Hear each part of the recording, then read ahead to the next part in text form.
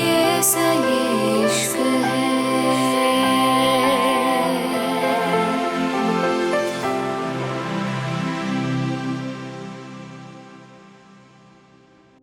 Island. फलक के अचानक देखने से अनिरुद्ध आराम से बोला, क्या हुआ? इतनी गुस्सा किस लिए? अनिरुद्ध की बात पे फलक धीरे से बोली, तुम यहां? और मैं? मेरे कपड़े? फलक की आवाज पे अनिरुद्ध आराम से बोला, तुम इतनी बेवकूफ लगती तो नहीं हो? नहीं, मतलब थोड़ी सी हो, लेकिन फिलहाल जो तुमने सवाल किया है वो कुछ ज्यादा बेवकूफी वाला नहीं है। तुम खुद सोचो में, और तुम एक साथ हमारे बीच वही हुआ होगा जो होता है। अनिरुद्ध की बात पे फलक गुस्से से बोली, बकवास बंद करो, अपनी तुम कुछ भी कहोगे मैं मान लूंगी। फलक की बात पे अनिरुद्ध उसके चेहरे को छूते हुए बोला, ठीक है, तुम्हारी मर्जी मत मानो, मैं क्या ही कह सकता हूं। वैसे तुम मेरी बॉडी पे और अपनी बॉडी पे ये रेड मार्क्स देख रही हो? नो नो, अब ये बिल्कुल मत कहना, ये भी मैंने लिपस्टिक से बनवा दिए है ना। अनिरुद्ध की बात पे फलक हैरानी से बोली, देखो तुम झूठ बोल रहे हो ना, प्लीज ये मजाक मत करो। मैं ये सब? फलक की बात सुन के अनिरुद्ध आराम से बोला, मिस फलक शेखावत, मैंने जो हुआ वो आपको बता दिया। आप कल रात अचानक से मेरी बालकनी में आई थी और फिर मेरे लाख मना करने के बाद भी तुम नहीं मानी। और ये सब इतना कह के अनिरुद्ध फलक को गहरी नजरों से देखते हुए बोला, मेरे पास ज्यादा वक्त नहीं है, मुझे मुंबई के लिए निकलना है और शायद आज तुम लोग भी वापस जा रहे हो। अब तुम खुद यहां से जाओगी या मैं छोड़ के आऊं? अनिरुद्ध की बात पे फलक ऐसे ही बैठी थी, उसके जिस्म में कोई हरकत नहीं हुई थी। अनिरुद्ध उसके हाथ को कसते हुए बोला, तुमसे बात कर रहा हूं, चलो उठो। अनिरुद्ध की बात पे फलक जल्दी से उसके गले लग गई थी। अनिरुद्ध हैरान रह गया था। फलक धीरे से बोली, देखो जो भी हुआ प्लीज तुम यहां किसी से मत कहना प्लीज। फलक की बात पे अनिरुद्ध ने अपने हाथ उठा के उसके कांधे के अपने हाथ कसे और गहरी नजरों से देखते हुए बोला, ठीक है, एक शर्त पे। फलक जल्दी से अनिरुद्ध से अलग होते हुए बोली, कैसी शर्त? अनिरुद्ध ने फलक को देखा और आराम से बोला, इतना चौंकने की जरूरत नहीं। अनिरुद्ध की बात पे फलक धीरे से बोली, कहना क्या चाहते हो तुम? और ये पहेलियां मत बुझाओ, सीधा सीधा बताओ क्या चाहिए। जो था वो तो ले चुके हो, अगर मेरी भाई को बीच में लाओगे अच्छा नहीं होगा।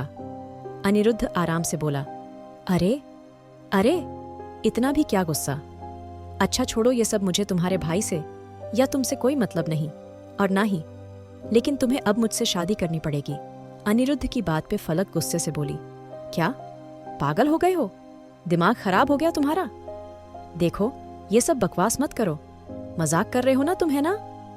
अनिरुद्ध गुस्से से बोला, तुम्हें सीरियसली लगता है मैं मजाक के मूड में हूं? अनिरुद्ध की बात पे फलक अपने कपड़े उठाते हुए बोली, ठीक है, मैं चलती हूं।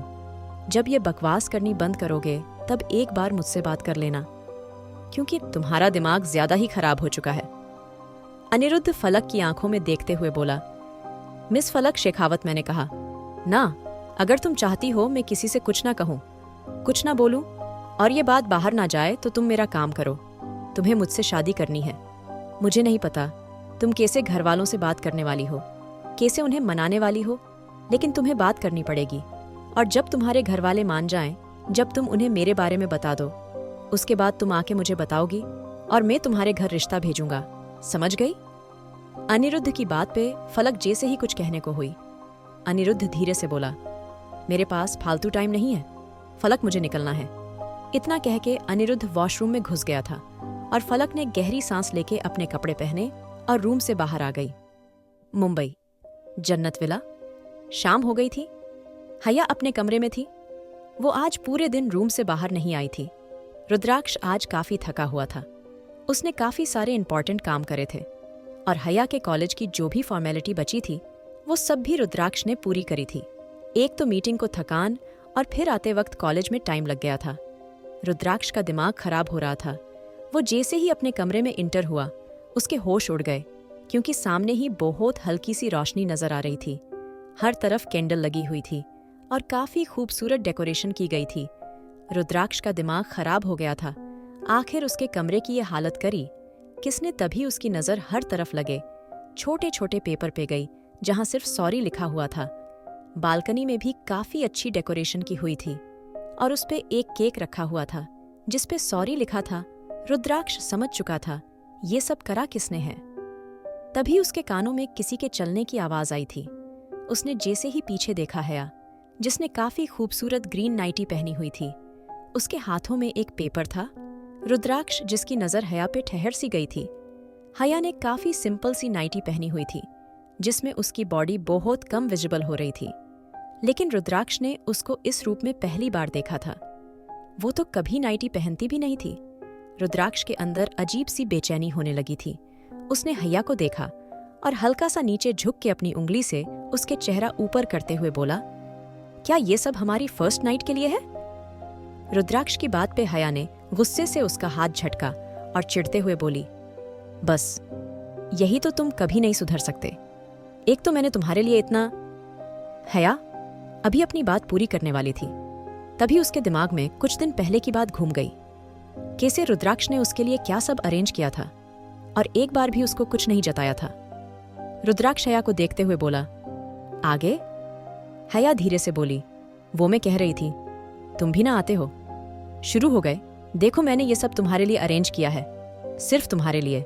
मैं अपनी गलती के लिए बहुत शर्मिंदा हूं और इसमें फर्स्ट नाइट जैसा तो कुछ भी नहीं है रुद्राक्ष। हया की बात पे रुद्राक्ष धीरे से बोला, अगर बीवी, ओह सॉरी, जबरदस्ती की बीवी इतने प्यार से कुछ करे तो उसका सीधा सा मतलब। रुद्राक्ष की बात पूरी होने से पहले हया उसके मुंह पे अपने हाथ रखते हुए बोली, हो गया, अब बस करें? हया की बात पे रुद्राक्ष आराम से बोला, और तुम्हें क्यों लगता है मैं तुम्हें माफ कर दूंगा? रुद्राक्ष की बात सुनके हया चिढ़ते हुए बोली, क्या यार, मैंने इतना कुछ करा, इतनी मुश्किल से करा, अभी भी तुम ऐसा करोगे? हया चिढ़ते हुए बोली। रुद्राक्ष, जिसकी नजरें सिर्फ हया पे थीं, अब उससे कंट्रोल नहीं हुआ और उसने हया के हिलते होंठों को अपनी कैद में ले लिया। हया हैरान रह गई थी, लेकिन फिलहाल उसने कोई रिएक्ट नहीं करा था। वो रुद्राक्ष का साथ दे रही थी। हया की तरफ से शुरुआत देख रुद्राक्ष तो जैसे अचानक ही कंट्रोल से बाहर हो गया था। उसने किस करते हुए हया को वहीं पड़ी टेबल पे बैठा दिया था और खुद उसके पैरों के बीच आ गया था। रुद्राक्ष ने अपना कोट एक हाथ से उतार के जमीन पे फेंका और अपनी शर्ट के कुछ बटन जल्दबाजी में खोल दिया। हया का ध्यान अभी रुद्राक्ष की इन हरकतों पे नहीं था, वो बस रुद्राक्ष की किस में खोई हुई थी। तभी रुद्राक्ष के हाथ नीचे की तरफ जाने लगे थे और फिर अचानक ही हया की आंखें पूरी खुल गई थीं। क्या करने वाला है रुद्राक्ष? क्या हया और रुद्राक्ष हो जाएंगे एक? मुंबई, जन्नत विला, रुद्राक्ष का रूम।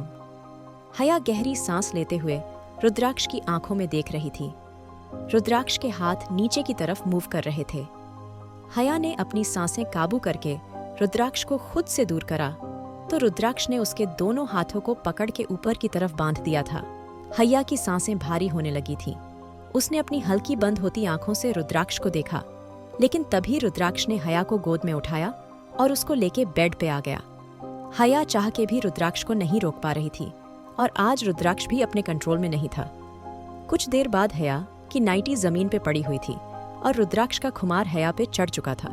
रुद्राक्ष ने हया की आंखों में देखा और जैसे ही नीचे की तरफ बढ़ा, अचानक ही हया होश में आई और उसने गुस्से से रुद्राक्ष को दूर धक्का दे दिया।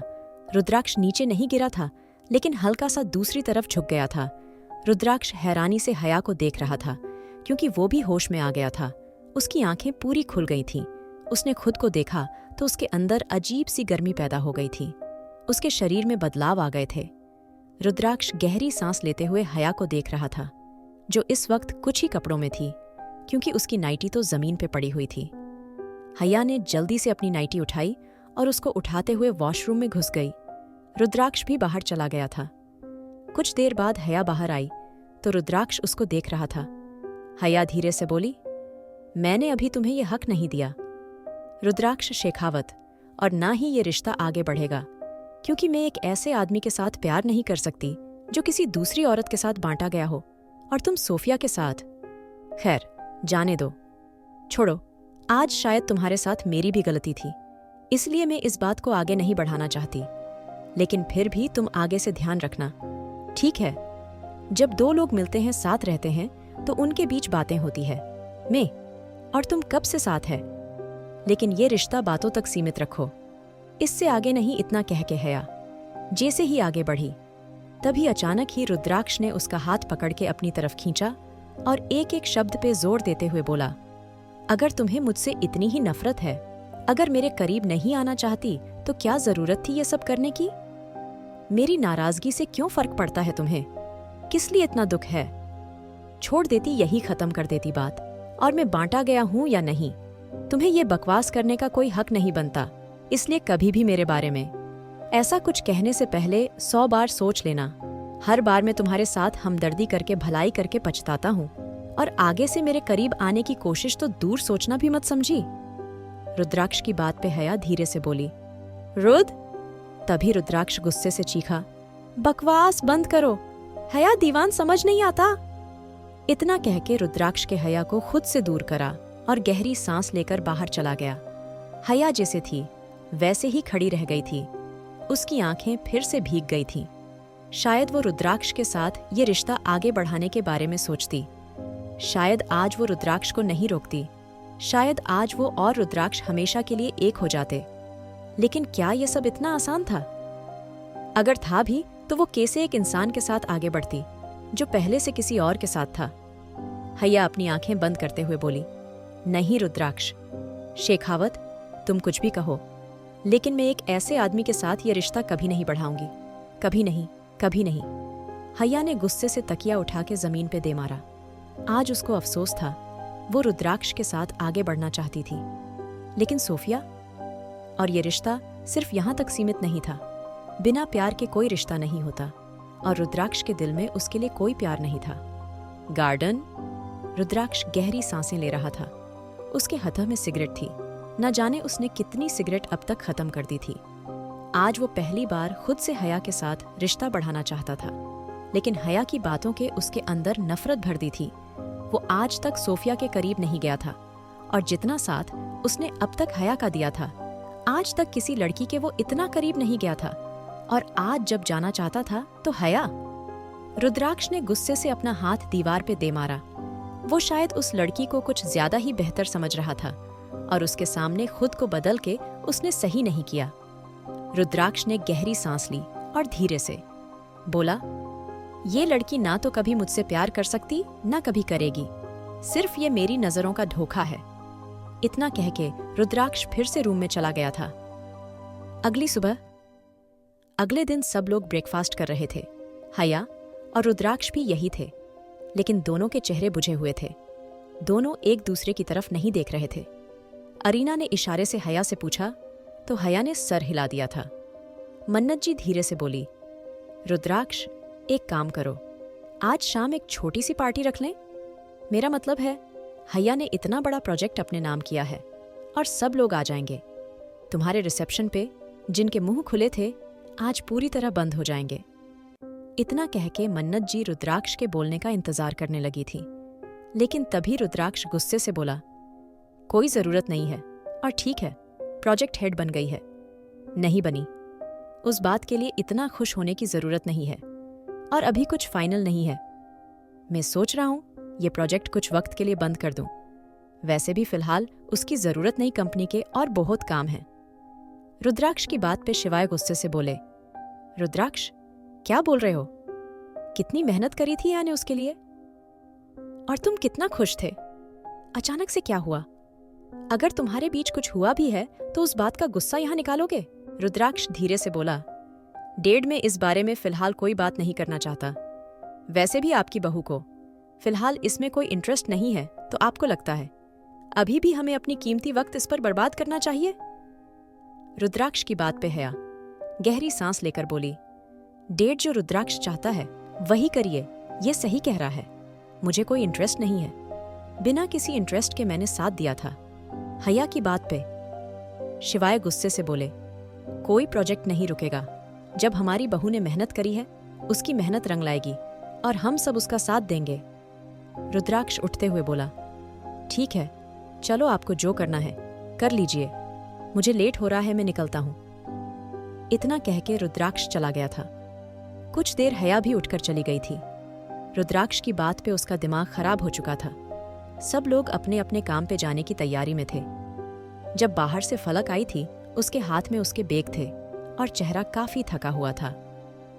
वीना जल्दी से बोली, फलक तुम? मैंने सुना था तुम लोग शाम में आओगे, तुम जल्दी कैसे आ गई? फलक धीरे से बोली, मेरी तबीयत सही नहीं थी तो मैंने कॉलेज में बात कर ली थी, इसलिए मैं वापस आ गई। वीना धीरे से बोली, क्या हुआ है? तुम्हारा चेहरा देख के भी लगता है काफी तबीयत खराब है, क्या हुआ? कुछ हुआ है वहां? फलक धीरे से बोली, मॉम, मुझे आए हुए कितनी देर हुई? सब अभी पूछ लेंगी आप? प्लीज हटिए, मेरे रास्ते से मुझे कुछ देर आराम करना है। फलक चिढ़ते हुए बोली तो अरीना गुस्से से बोली, फलक क्या बदतमीजी है यह? अरीना की बात पे फलक धीरे से बोली, कुछ नहीं हुआ है भाभी, आप अच्छे से जानती हैं मैं थक के आई हूं। और मॉम ने आते ही मुझसे सवाल पूछने शुरू कर दिए। अरीना ने फलक का हाथ पकड़ा और उसको देखते हुए बोली, अच्छा ठीक है, चलो तुम रेस्ट करो, ब्रेकफास्ट करोगी? फलक ने ना में सर हिलाया और फिर खामोशी से अपने रूम में चली गई। अरीना धीरे से बोली, मॉम मैं उससे बात करती हूँ, आप परेशान मत होइए। इतना कह के अरीना भी चली गई थी। आखिर क्या हुआ है फलक को? क्या रुद्राक्ष और हया हो जाएंगे फिर से दूर? जानने के लिए सुनिए married to cold hearted billionaire,